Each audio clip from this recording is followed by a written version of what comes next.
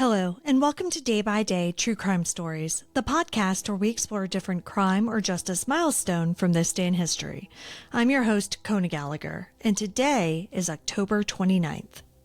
On this day in 1995, in Hartford, Connecticut, just before 5 a.m. on a Sunday, the streets were quiet. It's the kind of stillness that belongs only to the early morning. But suddenly, the calm broke. 911 dispatchers started taking frantic calls. A woman was being dragged alongside a moving car. Witnesses said that the vehicle was heading south toward Wethersfield. Within minutes, police traced the path out of Hartford and into the next town. On Jordan Lane, they found her.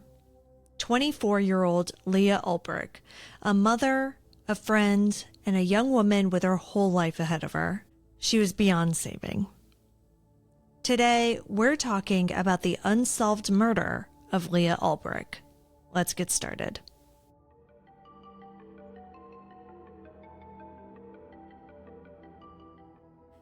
It was 4:49 a.m. on October 29th, 1995, when the first 911 calls came in. People reported a woman being dragged by a moving car, starting near Locust Street in Hartford, heading west on Elliott Street, and then south down Wethersfield Avenue toward the city limits. A second caller phoned from the same corridor, desperate and out of breath, trying to describe what they were seeing. Police later pieced together the route from those calls, mapping it block by block. Minutes before the dragging began, according to later news reports, witnesses saw Leah arguing with the driver of the car she was in. At some point, she tried to climb out of the passenger window, but that argument and those seconds of confusion and danger were the last confirmed moments before her life was violently taken. Callers described the car as a dark, late-model sedan, possibly a mid-1990s Nissan Maxima. It was moving fast, and it didn't have its headlights on. Though this wasn't a lot of information, it was the only solid description that investigators had. By the time those 911 calls reached patrol units, officers were already on the move. One Hartford officer driving north on Wethersfield Avenue saw a small, dark-colored car turning off Elliott Street. It had no headlights, and something was being dragged from the passenger side. He tried to catch up, but the car pulled away. All he could do was follow what it left behind, a faint trail of liquid on the road reflecting in his cruiser's headlights. That trail led him out of Hartford and into Wethersfield to Jordan Lane near Ridge Road, where it finally stopped. There, along the curb, officers and EMTs found Leah. She had suffered catastrophic injuries that told investigators what had happened before she ever reached that spot. She was pronounced dead at the scene. At the office of the chief medical examiner, the autopsy confirmed what officers already knew. Leah had died from extensive blunt force trauma, consistent with being dragged for a significant distance. Her death was ruled a homicide. Leah Ulbrich was just 24 years old. She lived between Hartford and New Britain and was balancing early adulthood like so many others. She was the mother of 2 children, ages 5 and 4, whom she adored. Leah was also creative. She was an artist and has been described as a poet of, quote, exceptional potential, end quote. Some of her work was even displayed in Connecticut's Museum of Natural History. Those closest to her described her as bright, fun, and fiercely loyal. But that doesn't mean that she didn't have her challenges. Leah had also become addicted to drugs as a teenager, though she had managed to get clean in the years before her death. But a divorce and other life challenges sent her back down that path. Despite those setbacks, Leah went to rehab, and by the summer of 1995, she was working toward her GED with dreams of becoming a nurse. Tragically, she wouldn't live to see those dreams come true. Instead of watching her kids grow up and seeing where her talents would take her, Leah's name and face soon became a fixture in Connecticut's cold case files, a photograph that never should have been frozen in time.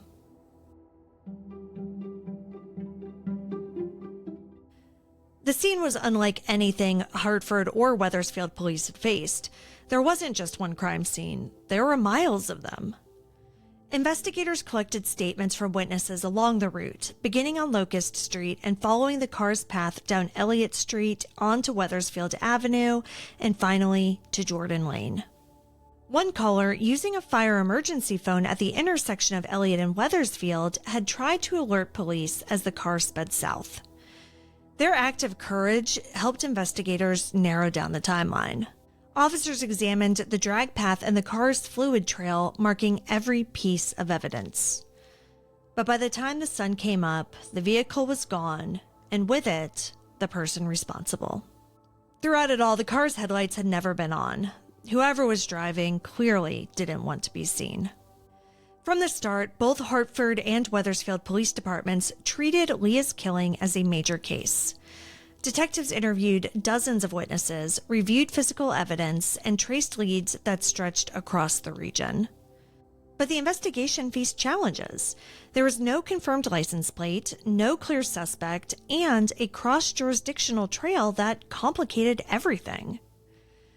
It was about 6 months later, in March of 1996, that investigators had their first solid lead. They announced that evidence had led them to a prime suspect. This man owned a vehicle that matched the description of the vehicle Leah had been dragged from. But what made him stand out from all the other people in the area with similar cars was that this one had a history of violence against women.